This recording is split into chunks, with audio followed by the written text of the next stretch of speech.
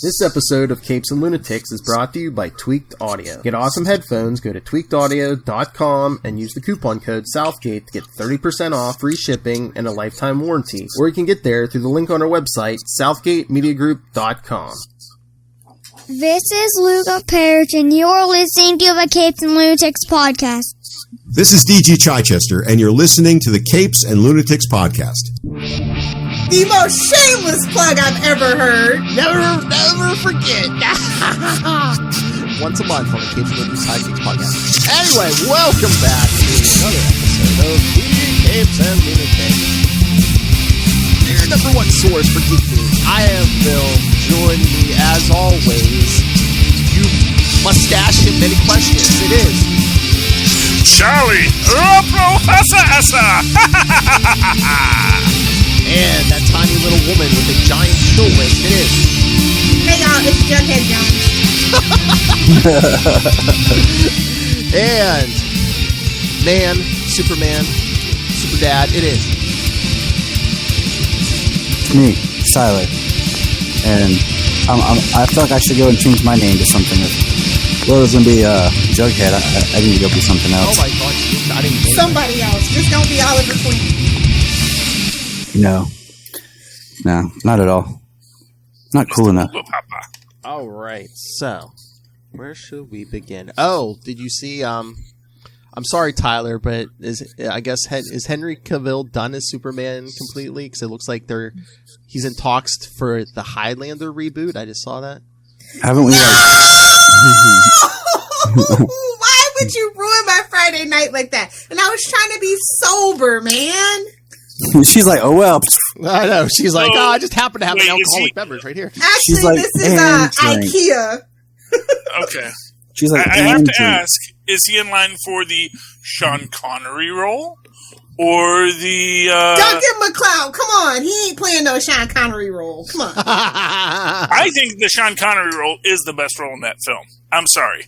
What, the first one or when they're They're not going to pay him $5 million to be theOn Connery role or whatever. Oh, actually, they paid Sean Connery $5 million to be the Sean Connery. That was 1980s money. That's like $1 billion now. And he was Sean Connery too. Yeah, well, I think Henry Cavill or Henry Cavill or whatever his name is at least as good of an actor as Sean Connery was in the 80s. That's at Charlie Esser on Twitter. Yeah, flame him to death. Look, I have not seen much with the man, but I hear that the kids really like that Witcher show. So, and he's in that. Listen, that's because he doesn't clean up nice. He dirties up nice. Well, which kind of says he'd be kind of good for a character playing the Highlander. I don't know. I don't think so. He's not. I don't know. I just don't buy the suaveness from him that you need for that, especially if you are going off the TV show, which they probably will, not the actual. It doesn't feel right, bro. That was Christopher Lambert in the movie, right? Yeah. Yeah. Lord Greystoke himself. But yeah, he's been done for a while. So is it? We're just making it official or? Well, I think it'll be one of those things like he'll never get the official nope. It'll be one of those kind of like they did to Brandon Routh, where there's kind of like, oh, looks like we're not doing it anymore. Oh, is that part of the reason we're doing Black Superman? Because that way, if he complains, we're like, oh no, we can't though. We're doing Black Superman. We can't have you. He doesn't want anything to do with them. No matter what he's telling his fans, he had I know he can't come out and say it, but everybody knows it was a complete clusterfuck. And the WB is just not a studio you want to work for. So I'm glad that he's gone, and I hope he never looks back. I hope his agent and his business manager tell him, hey, man, don't even worry about it. You got The Witcher. That's Netflix money. 3 seasons and you're done. They shamed him. I think he's good. They shamed him and his mustache. Yeah, he's doing okay. You know, you want to have... We all know that the universe is dead, okay? We all know this. Shh. He's right next to you. Shh. It's gone now. Destroy the Snyderverse. WB made it official. They said it was a cul-de-sac. It's no more. Well, to be fair, WB... And he's not in the Flash movie, so he's absolutely done, guys. Brett has been on the wall. Isn't even AT&T anymore, so who knows what's going on. That's all getting restructured, so... Structured. Not structured enough for freaking Zack Snyder to come back. You never know. And that's the only person that wants to work with Henry Cavill as Superman. There, I said it. I freaking said it. Well, I mean, I would actually even ask the question: does Henry Cavill want to work with Zack Snyder as Superman? Ooh. They had a good camaraderie, supposedly. So I don't know. Like the actors do like to work with Zack Snyder. That is the thing. He's a cool guy. So I don't know. I can't speak to that, but I know the WB has moved on from Henry Cavill as Superman for a very long time. I don't know why we're playing. I will only say this: up until a few months ago, actors liked working with what's his name who did Buffy too. So I don't know that's anymore. Not true. There's always been things, and he could have got so much other work had his reputation not preceded him. Like, yeah, he could have been the J.J. Abrams, but there were things. There was writing on the wall on that one too. Why do you think Disney stepped away as much as they did? I'm just saying, if you know where to look, the signs are there. Fair enough. She ain't lying. Oh, but nice segue. Thank you, Lil. Speaking of J.J. Abrams, did you see? Why does Phil want to hurt me? Why does Phil want me to drink on a Friday night? Why? Oh, why? Do you know where I'm going? I don't care. It's J.J. Abrams. I don't care. Well, it's bad. No. J.J. Abrams, Matt Reeves, and Bruce Timm are bringing us a new Batman animated series. Okay. Hey, the way I figure it, Bruce Timm's going to be doing most of the work. J.J. Abrams is probably just putting his name on it. Matt Reeves is what makes me pause. Well, that's what I'm thinking. Those two are probably just putting their names on it, and Bruce Timm's probably going to do 99% of the work. I don't know. Yeah. We can't forget the Batman and Harley Quinn movie. Bruce Timm might not have it anymore. He might not have it anymore. Yeah, please give us 1992 Batman the Animated As a matter of fact, series. didn't he have his fingers in the Killing Joke animated, now that I think about it? Oh, don't phrase it like that. I'm just saying, guys. I'm sorry to be a party pooper on a Friday night, but Phil is bringing up all the worst things right now. Okay, all I have to say will J.J. Abrams' son be involved? Because if not, I think we're okay. They can stick that crap over at Marvel. That Spider-Man miniseries? Yeah. Just, nepotism. Got your J.J. Abrams all in my freaking Spider-Man. I know, but man, they did that miniseries, and we've never heard nothing about that since. Well, at least be like Stephen King's son. Don't use your last dad's name and make awesome horror comic books. Hello? Yeah, Joe is amazing at horror comic books. If you haven't been reading those, you're missing out. Oh, no. I mean, yeah. I think the problem with, I remember when J.J. Abrams was like a big deal. Guy. Yeah. That was like late 90s, early 2000s. But then but it's kind of like, I think that there's going to be a great comedic biopic called The J.J. Abrams Story of this guy who just totally BS'd his way through Lost. Because it was never a plan. It's like, no, man, I was just like making it up as I go along. And everyone just, which is a great encapsulation for our modern internet culture of television watching. Pirates are where everything is Mephisto, or everything is Darkseid, or everything is something. Oh, did you see that? Oh, that's this. And you see how that's there? That's because of this. And Lost was one of those first big internet shows where everyone was coming together every week to figure it out. And it was literally just this guy who just said, no, let's just do a bunch of random things. He actually didn't have anything to do with that. That was more Bad Robot production. That was all Carlton Cuse and Damon Lindelof. As a Lost aficionado, there's nothing you can't tell me about Lost. Yes, it's a cluster. Okay. I don't know, man. Bad Robot is a cursed production studio. I don't know how else to put it. So there's more of that. We had this conversation last week too, I believe. He's more of I got the idea. Here, take this and go. You know who we should get to do more work? Not Christopher Nolan, but his brother Jonah, who ran freaking Person of Interest from start to finish. Best live action Batman show without being a live action Batman show you'd ever freaking see. Wow. Like jaw-dropping plot. You didn't see it coming, but it was there when you go back and rewatch. Like, I'm just saying, Jonah Nolan should get more work. That's who we should be getting.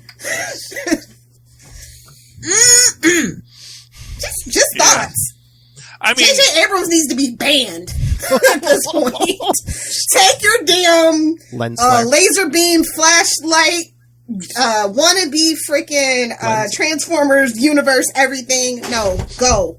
I don't like J.J. Abrams anymore. I'm so upset he's attached to the DC universe because that's not a sign that things are going to get better. And she's sober. He likes his cameras to wear bell bottoms. That's all.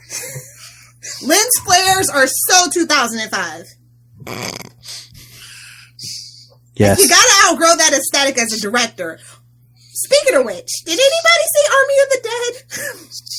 Not yet. Yeah. By Zack Snyder? No, it's a fun popcorn flick, but oh my god, is the Zack Snyder freaking trick book out in full force in that movie. Well, like, I mean, you don't have to think about it, but it's a good, fun popcorn summer movie. If you want to go to the movie theaters, it's beautiful on the big screen. Absolutely. I read something. Okay, I'm sorry.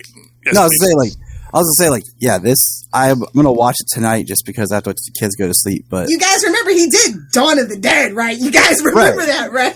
But I mean, this movie though is like, this is him. Yeah, he wrote it, he produced it, he directed. He's even the cinematographer for it. And it should, like I said, all his tricks out in full force, for better or for worse. So this is him just doing like a big palate cleanser of like, I'm just gonna do this again. I'm going to go back to it feels like Sucker Punch days. If you like the look and feel. Not necessarily the story, but the look and feel of Sucker Punch, which is kind of epic. Not going to lie, it's just the plot and the misogyny for me. Which he also wants a Snyder cut for, by the way. Well, I mean, they said... oh my God, if you knew what they did to that movie, that's the one Snyder cut movie I'd be all right for. The director's cut is better, but yeah, he's teased and talked to little bits about things that were more... Like, I can't remember right now, but like Alyssa, they did a lot of like cuts and changes just to get into that R, and that was even pushing it. To be honest, what was released, but yeah. Well, like to get it down to R or to get it up to R? To get it down to R, and it's still kind of like I can't believe they let some of the things slide, but the other stuff in the director's cut, you're just like, what else could there be? Was it sex or was it violence? I was gonna say, was it nude? It's always violence with Zack Snyder. If you don't know, it's always violence. Am I wrong? I don't know. I feel like it's always. I don't know. At a certain point, I'm like, any kind of gore porn or sex porn, or any kind of, it's all like, I'm so blasé to it all at this point. But no, see, my thing with Army, I was actually all psyched about it until I read something that said he didn't let anyone sit on set, and it's like these weird things where it's like, what does that even mean? Why are you being focused? It's a director's choice. If the actors didn't like it, they could have put them on blast, like freaking Ray Fisher did Joss Whedon. Like, I don't know what to tell you. Nobody else had a problem with it. Like, it just seems like a weird look. Just because I am sick of, I deal with a lot of toxic people in the world, and my job is like watching out for toxic people. That just sounds so effing toxic. And it's like, dude, that is like not a fight worth having, that someone wants to sit when their job does not require them to stand. We all can't be Aldi's, okay? We all can't be Aldi's. Well, we all gotta be decent human beings. I want films made by decent human beings. It's Hollywood, baby doll. I hate to break it to you, but all your faves are problematic. To varying degrees. What do you want to put up with? Because I can spill some tea. Name somebody. I'll spill some tea. Yeah, right. When I say tell you spill, when you're like, no. I'm just saying I always sit on set. So that's all I'm saying. It's a good movie, though. I like the lore of the zombies. He has like different kinds of zombies. I like the look of it, although soft lens gets a little annoying. Won't lie. But it also could have been 30 minutes shorter because it is a 2.5-hour film, just as a forewarning. Yeah, 2.5-hour zombie film, not needed. Now let me ask you this: it's arguably a heist film. By the way, yes, I'm mostly just there for Batista, who is amazing. Actually, got to show his range. So very happy for him. Great, because I love Batista. I mean, he is my middle-aged rock that like has accepted. You know what? I'm going to be middle-aged. I'm going to be old soldier. Okay, now I'm going to be old soldier, but I don't need to be playing Black Adam anymore. I don't need that. I just need to I want to get out of the gym. I want to have a beer, and I want to come in and be the old soldier. But no, it's not a beer. What does he drink? Truly, that's what he's in whatever the he ass drinks. for, right? I mean, I drink beer, so whatever. Oh my god! I get it now. Okay, I get the whole Zack Snyder thing. Okay, so if Batista sits down and stops moving, no one's going to see him. Now that's Drax. It's a completely different character, but okay. But yes, no, but by the way, I do love Batista. I love what he said about the Drax character. I love what he's actually said about, I really hope they do more with the Drax character after I stop playing him, because there is so much more you could do with this character. I love how encouraging he is on it and all this kind of stuff. Like, to me, Batista is such a God, we weren't talking about Marvel. Can we not talk about something Marvel for 5 minutes? I brought up jeez. the new Batman animated series. You poo-pooed over that. I'm just saying, I'm excited, but I'm very mortified because 2021, all your faves disappoint you. All right, I'm just too old for it. I will give you good news on this end. This news has inspired me. We have something else coming up. I'm going to start reviewing every episode of Batman the Animated Series. Oh. With some new talent I brought in to review every episode with me. This is Luca Perich. Aww, adorable. So yeah, I think once a week. I will enjoy that. I don't know if I'll add it to our Batman podcast or, I might add, I know separately I'm probably just going to drop them in on YouTube. So what's the name of this? I don't know. We're still working on that, but yes, because the boy Batman Incorporated. It might just be short episodes because, like the boy tells me, he says like 10 or 15-minute episodes get more views on YouTube. He says, Well, yes, it'll be Gotham. I was going to say he's my YouTube expert. There's your title, Phil. Gotham and Son. There you go. Oh no! Because that way you get to say Gotham all the time. I was going to say no.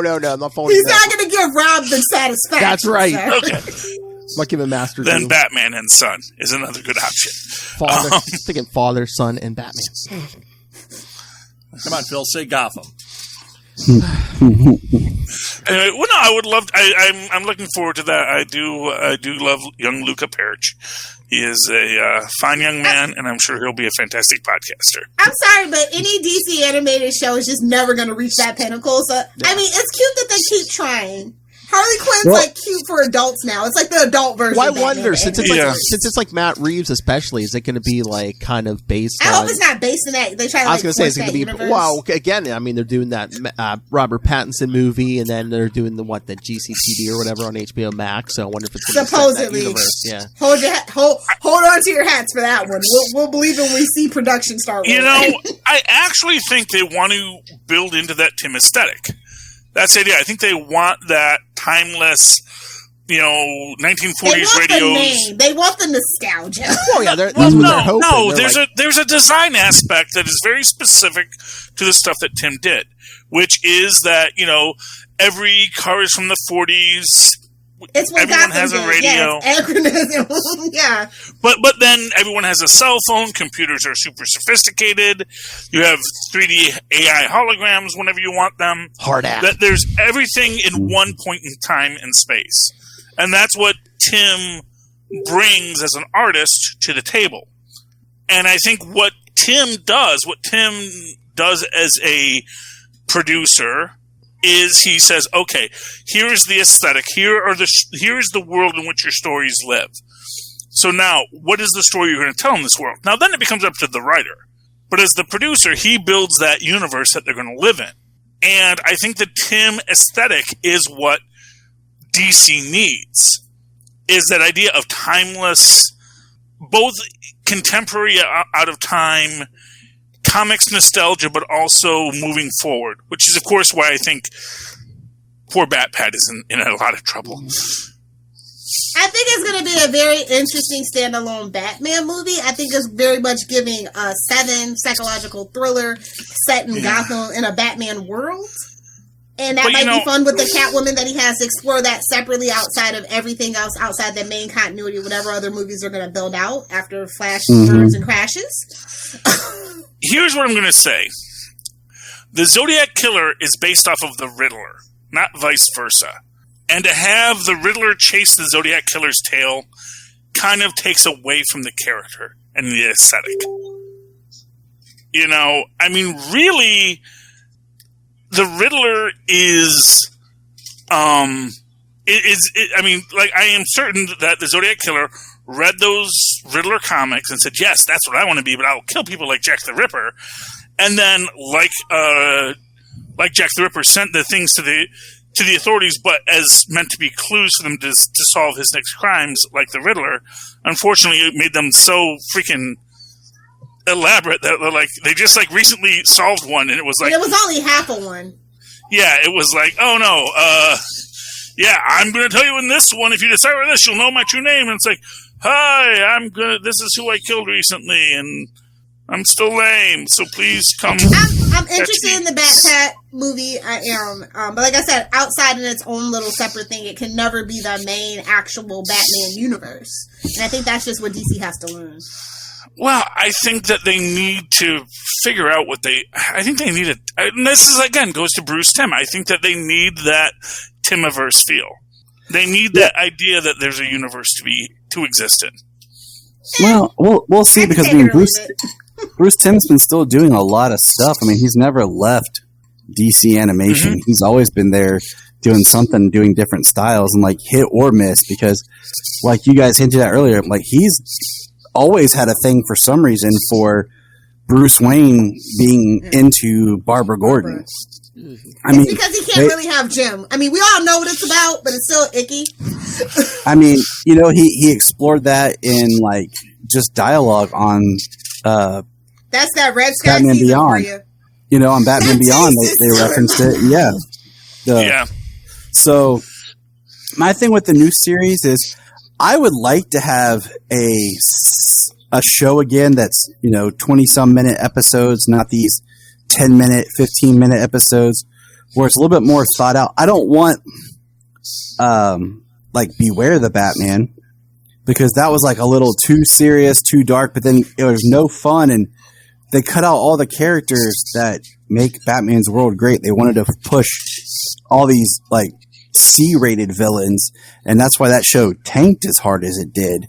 I wonder what kind of animation. Brother, preach. Beware the Batman. Make an Anarchy look like that Moon Knight. How dare they? Yeah, I mean, exactly. I mean, I'd I've rather watched have Brave and the Bold and then have another Beware the Batman, which was actually, when you think about it, wasn't as bad as we all thought at the time. It was truly I thought it was outrageous. great, but then again, that's me. No, I mean, I love Brave and the Bold.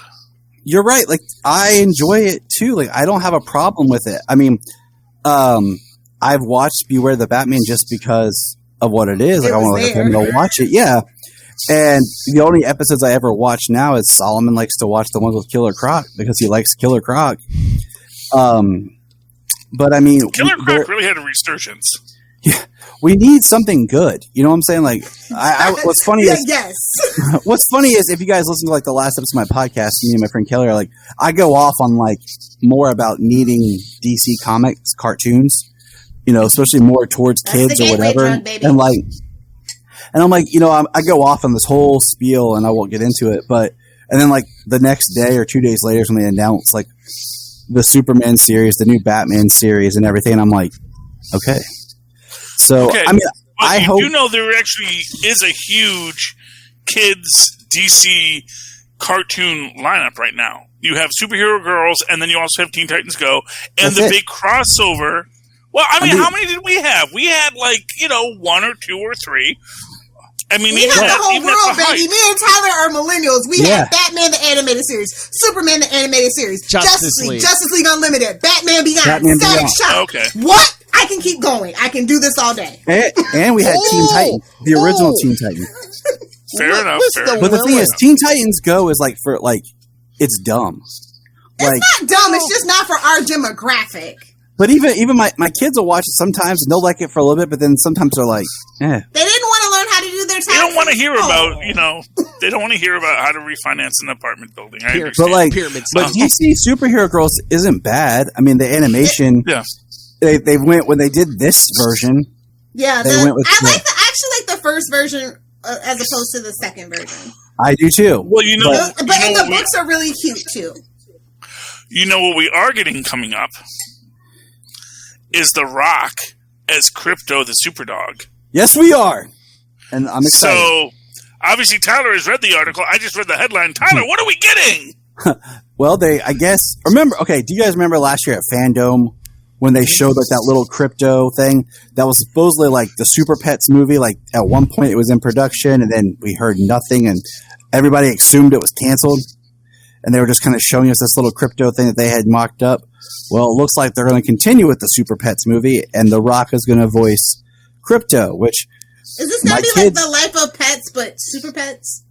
I better not hear Kevin Hart in that movie. I better not have Kevin Hart in that movie. All I know is my kids love, like, we've been watching the old, I mean, it's not that old, but like the Krypto, the Superdog series. Like, we've watched that, and they like the Super Pets because they like animals. So when I saw that, like, they're like, they were excited because basically The Rock is just universally known. So, like, you're basically now, if you're born, you automatically recognize your parents in The Rock. Like, that's just how it is. So is The Rock? So is The Rock? He's in like 1 out of every 5 movies. So yeah, I was gonna say, is The Rock like the new Kari Payton? He's gonna do like every DC thing now. He's going to do everything he can get his hands on. You know, have you seen Young Rock? Have you seen the story? The man is a worker. I'm coming here. I'm doing every job you throw at me. I'm going to get stuff done. Oh my God! Then what was that the last? Was that the last episode of Legends of Tomorrow where The Rock was the president in the future? Yeah. But yeah, you better thank Obama in his speech. that is reference that had already been established from Young Rock. So we know that Rock eventually becomes president. Everyone knows Rock will be president. That has been established. Thank Obama. And you better thank. It's like the Donald Trump presidency. But here's the twist: you know he's going to be a Republican, right? I was going to say. Think Obama. That's the thing. Trump to say, hey, anyone can be. Hey, at least I'm not Trump. You know. Yeah, well, but that was the thing. Everyone made the joke about the Trump presidency. Now I think writers are being a little more circumspect.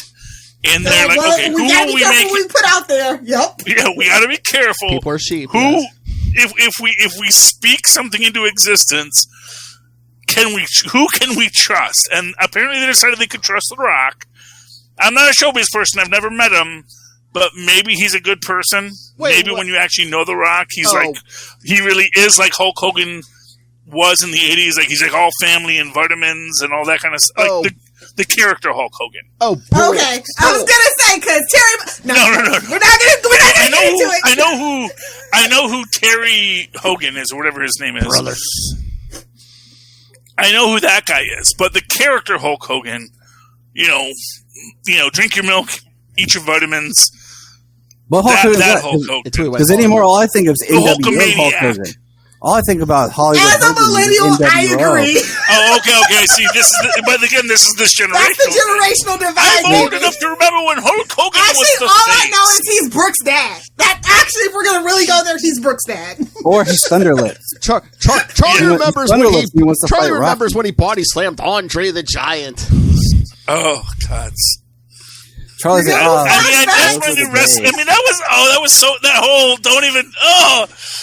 like, don't even tell me about your childhoods, man. You have your childhood ruined when you were a child. And they made him drop the strap. Because first off, we all knew there's no way Hulk Hogan body slams Andre the Giant.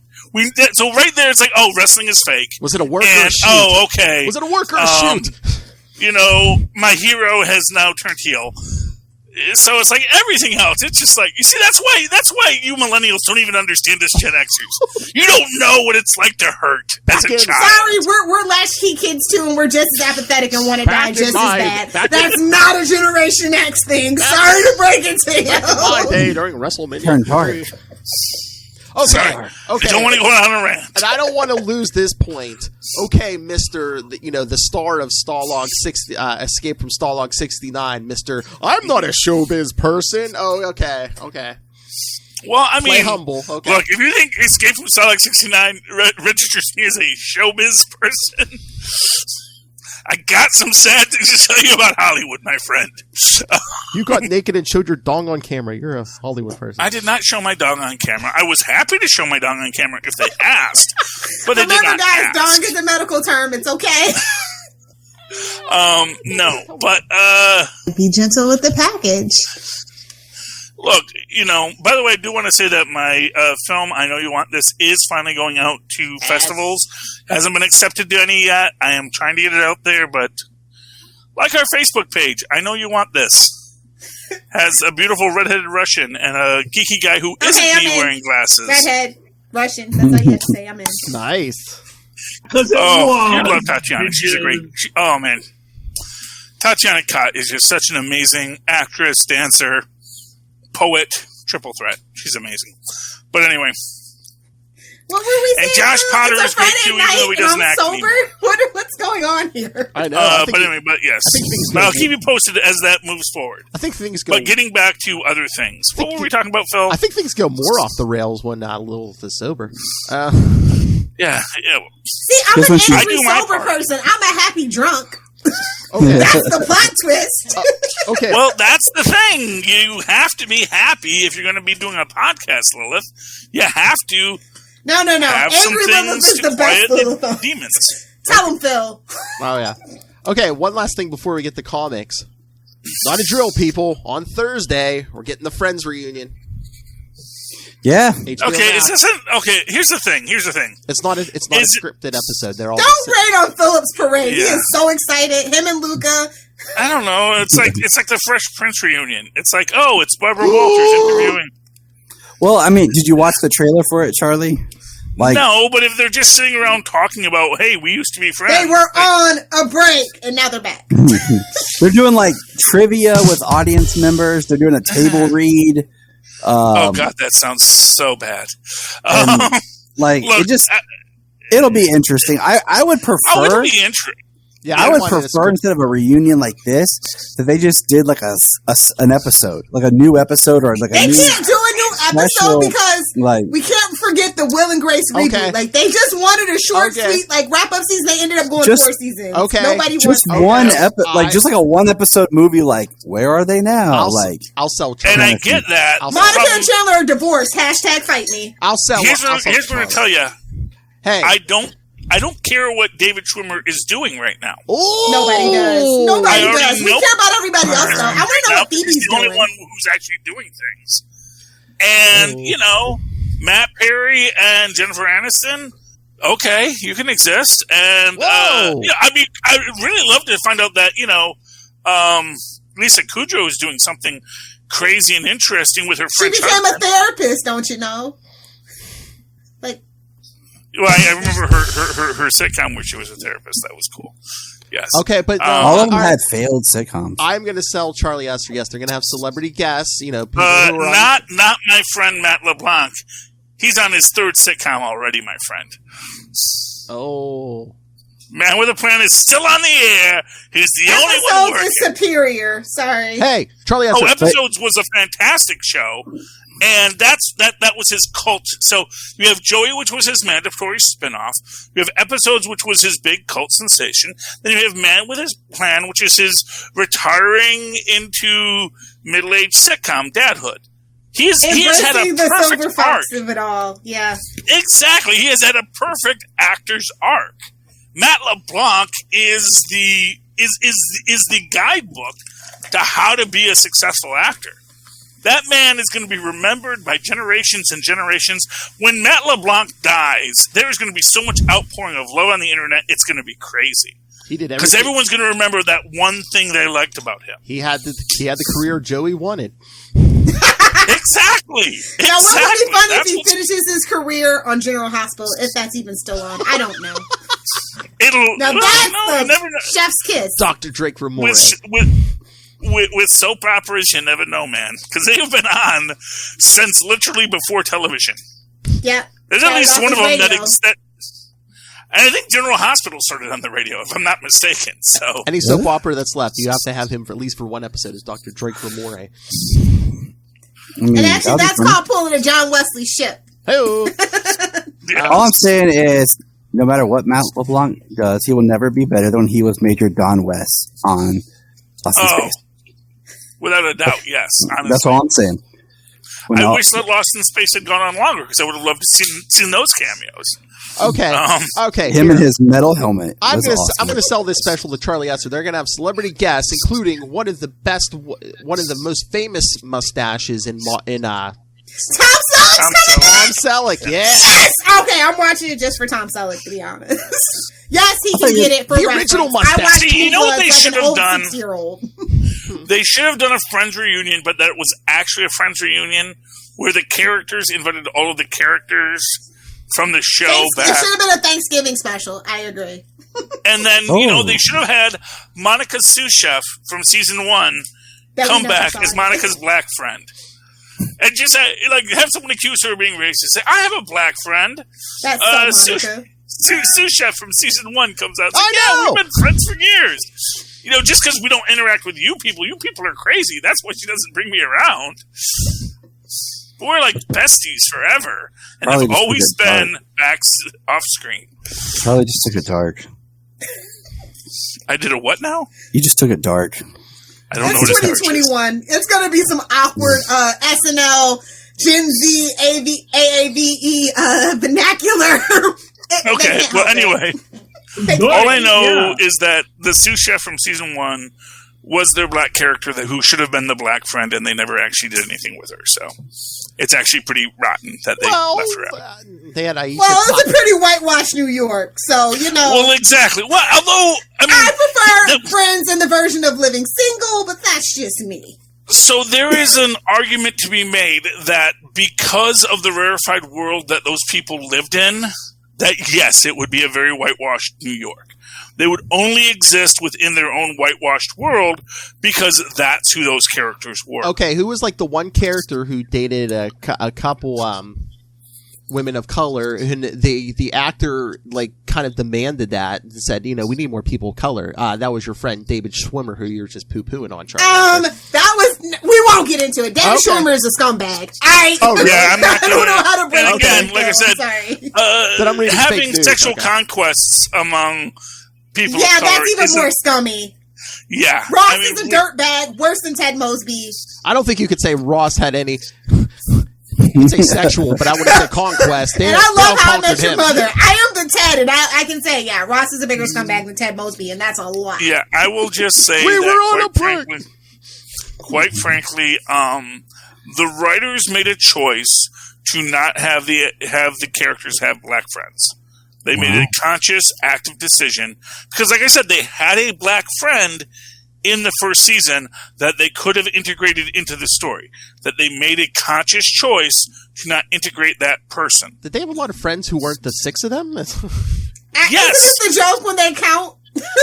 Who's knocking at the door? Isn't that the joke? Monica works in food service. Okay, no, Phoebe's the one with friends outside those friends. That's my head. Well, Phoebe has all kinds of friends, but again, no friends she brings around and no friends we ever see her with. For reasons, they're all neurotic messes. Well, exactly. I mean, and again, as a concept, the fact that most of the friends would never accept that Monica and Phoebe had friends who weren't like them was a real thing, and sadly never explored. But they probably wanted to always keep it light. It was basically the Ross and Rachel show, and because Ross and Rachel were 2 rich kids from Long Island, it had the exact feel of what a show about 2 rich kids from Long Island would be. Meanwhile, they're like the 2 most boring characters on that show. I know, which is weird. Why was that the thing? Phoebe deserved the spinoff. There, I said it, and let's move on. Lisa Kudrow is the GOAT, all right? Phoebe she absolutely did. Phoebe and Joey should have ended up together. They never hooked up! They even make a joke about it, and I'm just like, why? Because they were best friends. Why would they hook up? Well, that's the show I would have watched. I'm just saying. I know. But you know what? But she did, Paul Rudd. I'm not going to argue with a Paul Rudd. What I'm going to say with the Phoebe-Joey dynamic, it gets addressed in episodes, which is the idea that you couldn't have the Phoebe. It's better than him and Rachel. But okay, we can't talk about this in comic books. Okay. They couldn't spin any of them off because we got 20 minutes left, Phil. Let's get to it. We got to do ads. Listen to him all of a sudden. Okay. All right. He wants to get to super connectivity on time, Philip. Phil's Comics Corner. All right, someone threw out a book. Let me get back. Indie or Big 3? Because I got lots of indies this week. Oh, hey, I know you said you read it, Charlie Esther Lilith. Did you read Radiant Black #4? I did. Of course, we're keeping up with that. Shocking. Oh my gosh, shocking. I love this. Oh, who kills the main character in SU4? Oh, sorry, spoiler alert. Cal Higgins. Actually, is he dead? Do we know he's dead? Is he going to be there? I mean, what happened? Just because we saw some in-depth things of his life, was he even the main character? Well, here's what I gotta say. Okay, so massive spoilers. We get this end scene with our Randall character getting... I wasn't even supposed to be here today. Getting our power cosmic. But then we end it with 2 of Marshall School for Business comedy bits. And it's like, man, what are you building here? What are you building here, my friends? Sorry. Kyle Higgins and other great writers. Friend of the show, I should say. Man, it is just it's a mind-blowing book. The entire concept of a hero and just all these things, these interactions, and the red guy. And I love that he's just the red guy. Mm-hmm. And what even is he there to do except to cause problems? But isn't that what a good antagonist does? Is just get the F in your way? And we don't even know if he's like, is he some cosmic prince or is he just some ne'er-do-well who got the red one? And I am sitting there and my mind is going 99 miles an hour thinking, oh wait, is this some kind of weird cosmic, is this some kind of cosmic chess matches? What is happening on this planet? What is happening with these characters? Radiant Black number 4. Yes. Really pick it up, kids, because this is worth your read. So I liked it. What did you guys think? Character development, plot twist, action. Yeah. Yeah, I mean, got it all. He was kind of calling his shot in the middle of the issue, when they're talking, and he's Randall's telling Nate, he's like, yeah, you're not the big idea, man. He's like, if it was me, I'd be doing big things with that power. Yeah, man. I mean, it is such a crazed idea. Yeah, Tyler, you should be picking this up, man. Cal Higgins, yeah. Marcelo Costa doing the art. Oh, yeah, that art is great. It's so crazy. Oh, yeah, it's got that. Yeah. It's got that. I mean, it's got that classic. Man, I don't even know what feel, but it's and this one is really great. I mean, look at that page right there. Oh yeah. When they get the fight and Radiant Black is like going to save the bank, and he just starts ordering the red guy around, saying, hold the bank, hold the wall, and it is just. Where do we get to that? And it's just. And you kind of like feel this massive power shift in this where it's like it stops being about like a superhero battle and it's like, no, man, we're not, even as Red is, I'll kill you, I'll kill everyone in your family. He's like, shut the F up, whoa, hold up that wall. We got to do what we have to do here. Mm-hmm. And Red's like, oh, okay. And it's amazing. Just that amazing character shift in it. Oh gosh! Image has got a hit on their hands for sure. If you haven't, it's only issue 4, so if you haven't been reading, it's time to jump in now. Oh yeah, yeah. Get those other 4. Get them all. Got to catch them all. They are worth the investment. I was gonna say, come on, kids. How many? Don't wait for the trades. No. How many non-Marvel or DC books am I reading, kids? Come on, Radiant Black. Mm-hmm. It was worth it. If Phil's reading it, then it must be something. It's not even by Tim Seeley. There are good books out there, kids. Well, yeah, wasn't there rumors? Aren't they eventually going to be spinning stuff out of this, like the new superhero universe? Who knows? I don't know. King Spawn might have to put the kibosh on that one. What? King Spawn. Yeah. Come on. First guy of freaking Image. So gotta make that. King gotta Spawn's make that budget okay. for him. No one's. Look, Todd McFarlane needs to work too. Oh, I bet. I'm assuming that's Spawn related. When you say it's King Spawn, I'm assuming you're talking about Spawn. Yes. Yeah. Todd McFarlane. Like, let's just be honest. That is the first. That's the first. Whatever Image. So whatever he wants is what he gets, and whatever's left for the budget is whatever's left for the budget.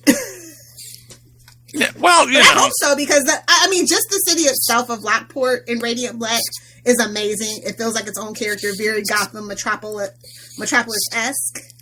So I definitely could see them spinning stuff out of it. I hope so. We only want good things for Kyle, so. Oh, yeah. Yeah. I bet I know what Tyler read this week.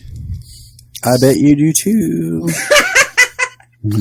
Superman. Is that Superman Red Blue? Number 3, Yeah. yes. It's the only book I got this week because when I went to the shop, he didn't get all of his order. Like, he just got a couple of these issues and a couple UPS. other. So he was like, yeah, the rest of my order will be in tomorrow. And I'm like, well, crap. This was the day I'm able to come because I don't have the kids with me all the time. Mm-hmm. So yeah, that's. I'll take one of my kids with me, but like when they both go, they're like excited and just like go crazy. And then it's like, don't touch that. Because like he's an older guy. So just like, yeah, he's okay. Like his shop is very geared towards like the older clientele. Oh, kids are funny books. And I go there just because it's like 2 minutes from the house. Yeah. So what happened in Superman Red and Blue? Well, it's like Batman Black and White. It's a bunch of short stories. I like that first one. I love it. Like, I mean, if there's any Superman like you want to read right now, the Red and Blue is the best because just short different stories. writers on like short stories, and it's honestly like the best writing because it hits those core beats of the character, and you don't have to worry about life altering things like aging up Superman's son and stuff like that. That Bendis stuff. Okay, I might pick it up and trade. The first story was pretty good because Superman's on his way to a lunch with Bruce Wayne and Diana, and he's on a deadline, and then there's stuff along the way, and they're betting whether he's going to make it to lunch on time or not, and it's like they're betting like what was it like $10,000, Tyler? Bruce Wayne's like if I win, I'm giving my money to some journalistic school or something, and Diana's like I'll give my money to the agriculture or whatever. So. It just sounds like friends kind of picking out one of their friends, and as they do it, they're talking about like the difference between them and him and what he does, and how they make that comment about the difference is like I'll leave them like tied up, with a rope, but you'll leave them tied up, Batman, and drop them off somewhere. Clark stays around and talks to everybody and's polite and does exactly what he needs to do. So. It's a different. It's nice. It's refreshing. Like the short stories are refreshing. Yeah, again, you don't have to worry about continuity, like you said. Just like pure Superman. Yeah, that would be great. Sorry, I was still muted. It sounds like a really nice setup, but do you think they're going to pull the rug out from you, like in issue 2 or 3? We're like, we lulled you in with this. Here's all the wonderful things about Superman and his dichotomy. And now here's the trouble that Superman faces every day. Well, it's just a bunch of we're going to get a world of cardboard kind of speech here in the middle of it. It's all a bunch of stories. You never know. Yeah. Because everyone's different. Like, I mean, there's some that I really, really like, and there's some that I'm just like, but they're all they're different and interesting from just the writer's point of view. So okay, yeah, there's a couple stories in each issue. So yeah, so if you don't like one, there's probably a chance there's going to be something else in there you like. I mean, last and number 2, one of my favorites was the one that was all Martha's story. Oh yeah, and she was like, just no, she's not Martian Manhunter. Sorry. Hey, look, that was Zack Snyder's beef. I don't know. I just follow the story where it goes, and that was that was what Zack Snyder wanted. Thank you, Lou. So I go along with it. Sorry, I have to every time. It was just when somebody says Martha, you have to go. Why did you say that name? It's just a reflex. I know. Honestly, I like the name character. is Martha. But it's a great short read. I highly recommend it to anybody. I'm glad to see there's something good for Superman out there. Ooh. I wanted to pick up a few more books, but I'll have to wait till next week. Damn UPS. I know. Deliver Seriously. stuff all out of whack. All right. How was Nightwing 80, by the way? So. Oh, very good. Did you guys review that this week on Nightwing News? We did. Yes, we did. But okay. yeah, I mean, Tom Taylor's killing it on this book. I mean, And finally, that's one of the ones I was going to pick up. and forget that punk Damian Wayne. I mean, we get Tim Drake in this issue. Yeah. Oh, double the happy. Don't be mean to poor Damian Wayne. He's dead. Don't speak ill of the dead, Philip. That's true. And His story had a great arc and a great ending, and it was sad, but we have to move on, Phil. Damian Wayne is dead and is never coming back. I wish we could retcon Damian away. I mean, Nightwing. It's just it's so great. It's great again. They've made it great again. It's had a ton of heart. I mean, the art is just incredible.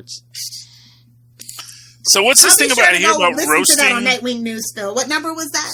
Nightwing News. Oh, the episode. Mm-hmm. I believe. Trying to get a plug in there from a girl, Kristen. Diggity dang. Hold on. Let me double check here. That's why we write stuff down so far. I mean, you have a calendar. I know. Well, I'm pulling up my schedule now. The schedule. So just so I know, is this the Nightwing? Because I read that they were roasting Nightwing, making jokes about Nightwing, and Batman has a line in it. No, it's okay. Nightwing News. Just trying to make sure we don't have a lot of dead air here. Yeah, Nightwing News episode 3. Okay, and Tom Taylor's first run, some homeless kids, pickpocket Dick Grayson, steal his wallet. So, when Tim shows up in this issue, he's like, "Oh, here's a wallet chain. Batman said you might need this." Okay. Meanwhile, Alfred left all his vast fortune to Dick Grayson when he died. So who's laughing now? So now Bruce? Dick Grayson got more money than Bruce Wayne. Now. Wait. So Alfred has been embezzling from Bruce Wayne all these years. No, Bruce. He was a man of many talents before he became a butler for the Waynes. Don't you know? And Bruce paid him very generously, and he never spent the money. He never spends the money. He had sexy butler parties. He never had to go anywhere. Never wanted. He doesn't have to. Using the household expenses, Lilith. Let's be clear here. He never spent the money. He was the abused wife squirreling away the grocery money. Don't you judge my Alfred. I'm going to judge that man till the day I die. Hey, to paraphrase Morgan Freeman, hey, your employer is a guy who goes out and beats up guys with his bare hands on a nightly basis, and you think you're going to blackmail this man? Good luck. No, well, he's not going to blackmail him. He's just going to embezzle from him. Because he's clearly way too trusting. It's some weird tax scheme he talked Bruce into. Hashtag change my mind. It's like, look, we'll just say I'm your father, and I'll just move this over to my account. And telling Bruce that $500,000 Batmobile cost $1 million. Okay. Yeah, we should move all of the Batman money into my account. That way I can buy these things. No one will be able to trace it back to you. But it's good to see Nightwing back on track because it was rough for a while. Oh, yeah, the Rick Grayson stuff. Oh, yeah. Why do they always do that to poor Dick? Dan DiDio. Again, Dan DiDio didn't like those legacy characters. That was part of the problem with Wally West too. They're still cleaning up that mess. They've lost me on the Wally West. Well, speaking of, is he jumping through time now and is now? Some say he'll never find his way out of the Speed Force. He's. I read that he is now Super Friends version Eobard Thane. Well, that's going to be next issue. This issue, yes, because he's leaping from speedster to speedster, hoping that his next leap will be the leap home. Imagine running out of story you do. This time he was in World War II as Jay Garrick. Oh, good for him. Teamed up with the Ray. But at the end, it's it's the Super Friends universe. Unless it's the Fruit Pie universe, which would be amazing if he is thwarted by delicious fruit pies. He was all disappointed that he didn't get to punch Hitler in the face.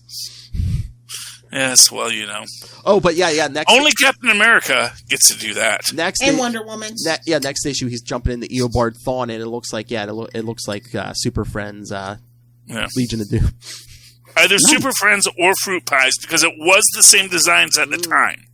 They used the same because that was actually the designs, I believe, in that era of Super of DC, and because that was we did see when of course Lex Luthor steals those cakes, which I'm sure was the inspiration for the Hostess things, because Lex likes the cake.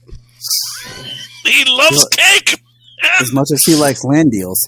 9 cakes, land nice, and mint chocolate chip ice cream, which is his favorite. Little bits of canon for those who watch. It was actually a really good week for comic books for the big two and indie. So, like, win-win for all comic book lovers, for sure. Okay, that right side of my screen. Did everyone read Daredevil 30? No, it was the one I didn't get to this week. Oh, I had to read the Spider-Man. It's the first one I read, actually. It was like the second one I read after Nightwing. Some of us are not that into Daredevil. I'm sorry. But no, it was good. Well, if you thought it was good, didn't you? Yeah, of course. Like, this run is like, it's like getting to feel like old times. Is he still in jail? Only we can get a guest spot for DG Chichester. Let's campaign for that, Loaf. But yeah, Charlie, he's still in jail because, well, remember, he got stabbed. He's in the hospital, and like they're ready. They're like, oh, yeah, you're not safe in prison. They're ready to make him a deal. They're like, we need you to go like back into like what was it, bust the warden or something. They're like, yeah, we need you to like help us pull a sting, and we'll commute your sentence. He's like, no. He's like, I'll help you, but I'm still staying in prison. Arrow season 7 flashback. So he's still flogging himself in prison. Yeah. Can Wilson Fisk just put him on the freaking Thunderbolts already? I mean, that's the place he needs to be right now. Oh, Wilson's busy. Yeah, I know Wilson's busy. Trying to seduce Mary again. Oh, Typhoid Mary. Well, he has moved on from his wife. Something about Mary. Oh, get out, Philip. Yes, he's trying to rekindle everything with Typhoid Mary, and then at the end, of course, Bullseye's escape. We got the whole gang here, baby. Oh yeah, and then we got Elektra busting heads, yeah, in that club. I didn't think I was going to enjoy the Elektra parts, but I actually am, and it's kind of weirding me out. She like bought like most of Hell's Kitchen. Like there's like this. She's trying to get into this. I guess someone has like this underground club going in this warehouse. She's like, I own this warehouse. The bouncer's like, why should I let you in? Because I own the building. Yeah, but how would the bouncer know that? Well, no. I mean, really, it's like, well, really? Do you have like a lease? I mean, look, look, lady, I gotta respect you if you really do own the place, but like, no one's communicated that to me. And I'm really respectful of you right now, but the joke is bouncers are dumb, and so is Elektra. You shouldn't assume bouncers are dumb just because they're, he could be working his way through law that's the joke, though. Okay. Oh, sorry. And also, the story couldn't happen if he actually pushed back. So yes, exactly. But no, remember I said I think it was an issue or two back. I'm like, oh, did Elektra like blunt the end of those sighs? She did because she's like fighting this big guy who we find out she's got mercy sighs, baby. Yeah, somebody get Punisher on the phone. She didn't blunt them edges because she's like fighting, and she's like, she's like stupid Matt Murdock. She's like, if I could kill like I used to, this fight would have been over a long time ago. Yeah. I guess the Catholic guilt is like secondhand embarrassment. Sexually transmitted. I guess she just doesn't know how to do the pressure points, That's the problem when you focus on the killing, you never learn those pressure points. Well, when she beats the guy, he goes up in smoke, so she figures out it was a hand ninja, so. Hand ninjas. So there's magic in there too, baby. Dang ninjas and their hands and their magic. Damn ninja hands. But yeah, I'm very impressed. I didn't know how this was going to work, so it's working out pretty good. But they need to get my boy Matty back in the suit and on the streets. But even that cop who was working to get him busted, once they're transferring Matt back, he gets in with the wagon with him, and he's like, what are you, stupid? He's like, take the deal, get your time, get your time served and get back out there. Well, yeah, the Catholic guilt. He wants to, sit there and watch. Hey, look, don't blame Catholicism, his sadomasochism. That's a completely different... Well, that's his excuse. That's the excuse. I know a lot of Catholics. I don't know, man. Yeah, that's Opus Dei. That's not really canonical. I'm going to be honest with you. Opus Dei gets a lot of adherents. They're not really in communion with the church, no matter what they tell people. It's like people aren't like... It's like the church doesn't say, hey, you're heretics, but you're kind of heretics. So, He beats guys to a pulp with his bare hands. Yeah, he's a good Catholic. Okay. I'm just saying, man. It's just like, the whole... It's like, being in communion with the Catholic Church, it's real hard. if you're going to be... That's why they call it being a practicing Catholic. Exactly, because you have to practice. It's not easy. You got to thread the needle, man. You got to get through the eye of the needle, man. How do you get to church? Practice. And you can't get a camel through the eye of the needle. You can't just walk. You got to you got to know that there are sides, and you got to be very narrow in your understanding on either side. You can't go too far that way, and you can't go too far that way, and you got to watch where the needle is going, because the needle is going where humanity needs to go. Okay, can I bring up something? I'm like, what are we doing here at the end of this issue? Okay, Way of X number 2. Oh, mutant books. Lilith, I don't know if you... Well, again, once I get to the end, then we're like, what are we doing? No, this one... They don't know. They lost the plot a while ago. Well, no, this one's written by Cy Spurrier. Lilith, remember he wrote that... No, I know. Okay. He wrote that last Hellblazer series, yeah. But, no, remember the first one, Professor X sends Nightcrawler out because there's this weird thing, mutants are kind of... I don't know, it's like a psychic thing, the Patchwork Man. So, at the end of the first one, Nightcrawler got ambushed by Legion. Dang, Legion. Well, basically... Give that man a TV show and he thinks he owns the place. Well, Legion just wants to be put out of his misery because, I guess he tried to kill himself before. Because he even says, he's like, I've tried to wipe myself from existence even. He's like, I just keep coming back. Dude, just, maybe chill out about stuff. I know. Well... don't let everything get to you, man. Well, this one corporation... Okay, 2 words sum up this book. Well, maybe 3. Oh, you read it? Fart jokes and cannibalism. Yeah. Well, yeah, and then Legion ends up being a brain in a jar, so he's like, yo, no, kill me, but, then they bring him back in the, the Planned People clone facility. See, but here's my thing. It's just put up some mental block, Molecule Man, Franklin Richards, they all put up mental blockers when it got to be too much. It's just put up a little block in your brain, If the universe is going to end, then you can unleash... all those They're trying things. to be too metaphysical about it. It's is it really murder if you get resurrected, man? Yeah, exactly. Yes, I mean... put the doobie down and write a real story. How about that? Look, the 800 out of Octavius souls in Mephisto's realm right now, teaming up with the Whitney Bentley souls in Mephisto's realm, which will eventually become a plotline. Mark my words. Smoke the doobies. But you guys can say what you will, but I got some stuff about Spider-Man to talk about. Thinks he's smarter than he is. I just didn't enjoy the story. There, I said.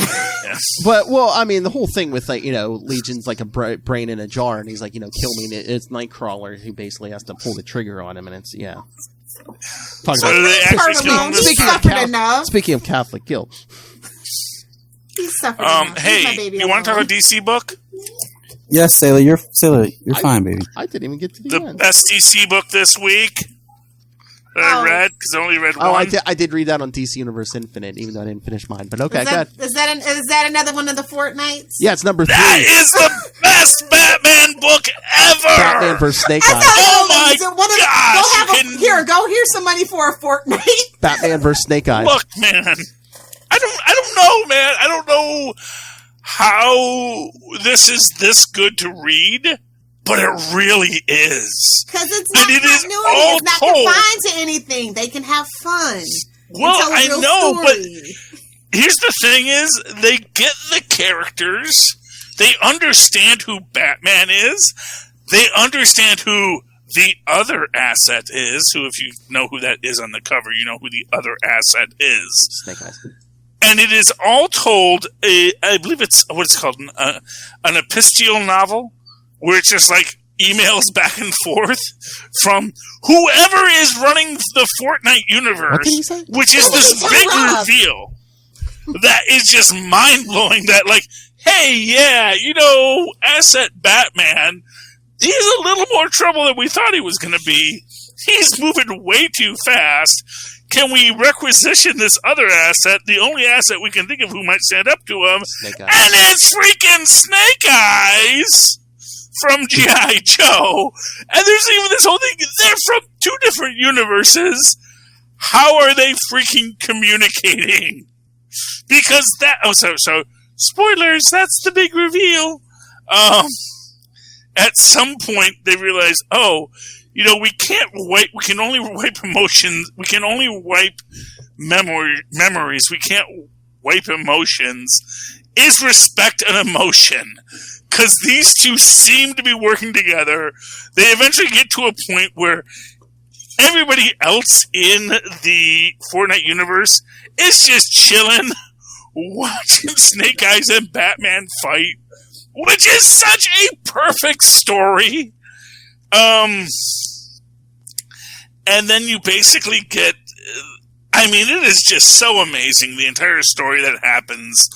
They start working together. They realize that they're communicating through sign language. Mm-hmm. Because, of course, Snake Eyes, at least in the Hammer universe, is mute. And so never could speak, so he doesn't see anything wrong with it. And, of course, don't bring up the Batman certainly can speak in sign language, but it's like not a sign language that they recognize, so it's like some kind of weird sign language that only two ninjas might know. Must be French sign language. No, it's different, and you can't really. It's hard. Yeah, but whatever it is just so beautiful. I've never read a love letter to Batman as effusive as the Batman 0 Point Fortnite storyline. It's just beautiful. It is beautifully written. It is just such a perfect artistic and ethereal story to read and to write and to enjoy. I honestly am floored by it every time I read the Batman Fortnite tie-in. It's ridiculous that it is this good. Maybe those Fortnite kids will finally shell out how much ever money that is for the book. That was you know what? Tristan reads Get it. Invested. Hey, you get it free if you subscribe to DC Universe Infinite. Oh. That's without the code, though, right? Which defeats the purpose. I saw it. I don't care for the codes, but I think it said something if you read it in a certain time that like they email you a code or something. I think. Oh. Well, anyway, I buy it, and Tristan gets the code, and he's got his various extra weapons in his game. But he reads the book, so he's building that love of Batman through that. Oh, but by the way, that's how they got everybody with Injustice. So yeah, Fortnite's the new Injustice. Yay! Oh, but by the way, spoilers: end of Way of X 2 since he's busy. The Patchwork Man is Onslaught. So yes, we're bringing back Onslaught. But why? I know. Well, okay, nostalgia. On that note, Tristan does want me to point out that because of the nexus of the Fortnite universe. Now, the Star Wars universe, the DC universe, the G.I. Joe universe, and the Marvel universe are all connected through Fortnite. And so they... universe.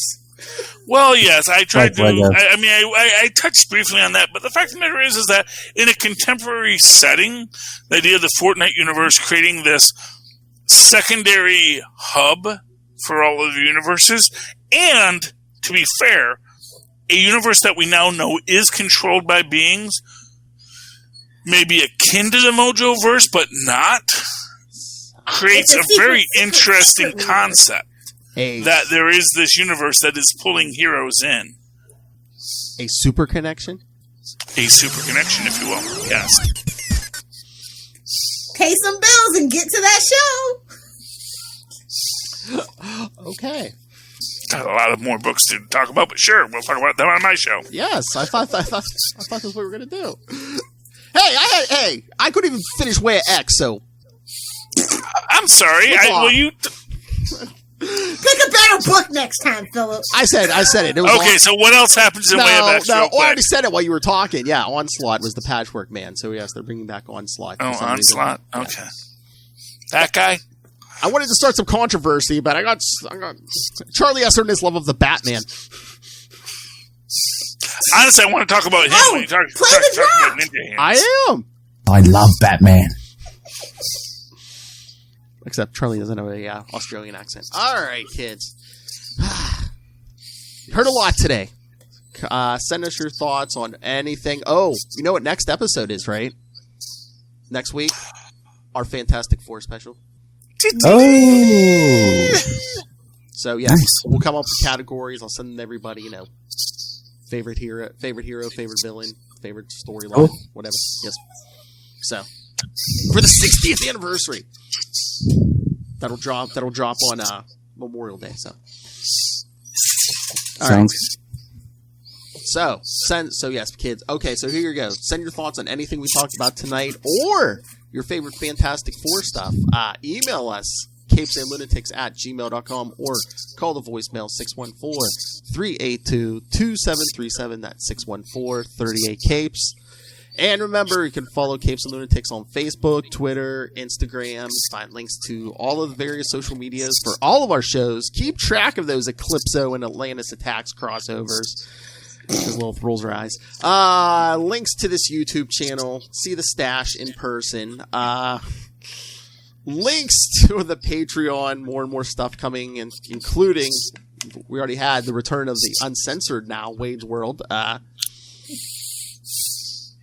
And Raid demands more. Anyway, yes, so links to all that, links to merch, all in one place. That's right, Loaf. At Linktree, linktr.ee/capesandlunatics.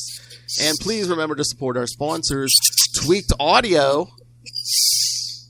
Get yourself some fancy headphones with HD audio quality. Hear Charlie sing the praises of the Batman in crystal clear HD quality. And also, go pick up Hunt a Killer. Use the coupon code Southgate at checkout, which you can also use over at Tweaked Audio, and help Michelle Gray solve a cold case. That's right. But if you're a learned type, go pick up Pod Life, the book, Volume 1, now in digital and paperback, audio version coming soon, because pick up Volume 1, because Volume 2 is in the works with one Mr. Tyler Patrick. And now I hear Mr. Jamie Burns, so. Oh, nice. Yes, so. Yeah, I wrote my chapter like a year ago. Oh, yeah, that's how the first one went. I wrote my chapter like a year before. I'm like, are half these references still, like, topical? A book is a very hard thing to put together. This is the only time that I will stick up for the third best Southgate. Oh!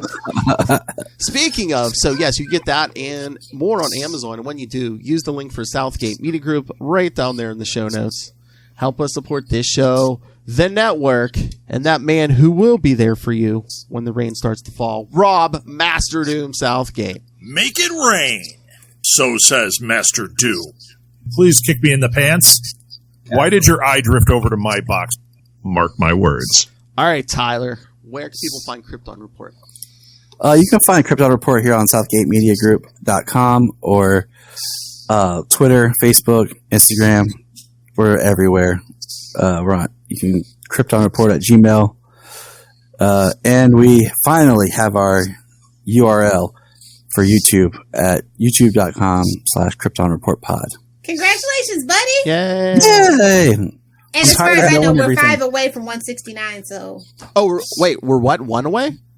Oh, we're 1 away now? Oh, no, I thought you said 1. No, yeah, we're a few away, yeah, but it's like, what, 5, 7 away from 169. Yeah, so, yes, kids, go subscribe to the YouTube. So make me happy. We'll get our 169 subscribers. Yeah, I got some ideas for YouTube, so I wanted to get that going for the summer after the changing of scenery happens. All right, Queen of the 69, Lilith Hellfire, where can people find you?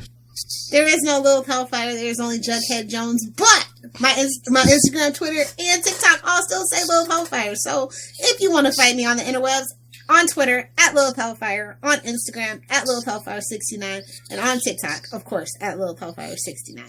And the most important plug. Cory Booker can get it. True. It's very true. Charlie, yes, sir. Also a man from Newark. Let me just say, you can always write to me in that old-fashioned email way. Where mothers and fathers once said, superconnectivityblog@gmail.com. That's superconnectivityblog@gmail.com. And, of course, write me or follow me on the Twitters when I live tweet. Legends of Tomorrow on Sunday nights when I remember. At Charlie Esser, that's CHARLIE. Yes, SER. Look for the 2 E's in the middle. For what? For quality. Bing! Thank you, Maz. I appreciate that. And can I give Maz Manzoor a plug? It's legally admissible evidence. I heard him. Well, I downloaded both, but I listened to him and DJ Nick on Happiness and Darkness. Oh my goodness! I heard the episode where they were talking X-Men Apocalypse, and I believe they did, was it Blade or Blade 2? But I haven't listened to that one yet. Yeah, so. Oh, I'm so proud of Mozzie. I know, look at our Mozzie go. Didn't even know he did that, so I'm so proud of Moz. I got you. I know, man. It's getting out there. Without a Good for doubt. Moz. That's how it started with me, man. You just start with just your own thing, and then everyone starts calling you in because you're just that good, and Moz is just that good. That's right, kids. Be responsible for your own thing. All right, everyone. For another week, we have been your capes. Ampersand. Lunatics! Do the laugh, Tyler. You do the laugh. I know. I think are you muted? Oh snap! I was muted. Dang it! I thought you were. I was like, what's going on? Podcast. There you go. I muted because the kids came running out, and I just forgot I was still muted. Yeah. I like the darkness. You just see the curtain. It looks like you're in the stage. It's actually really cool because like the sun went down while he was there. When we started, it was like really bright, and it's like shows how long the shows take, and shows that we're all in different time zones. Well, it's I'm great. actually all in the same time zone. The way the house is, the sun rises in the kitchen, and I have a big window in the kitchen, and then it sets behind me, so like you constantly have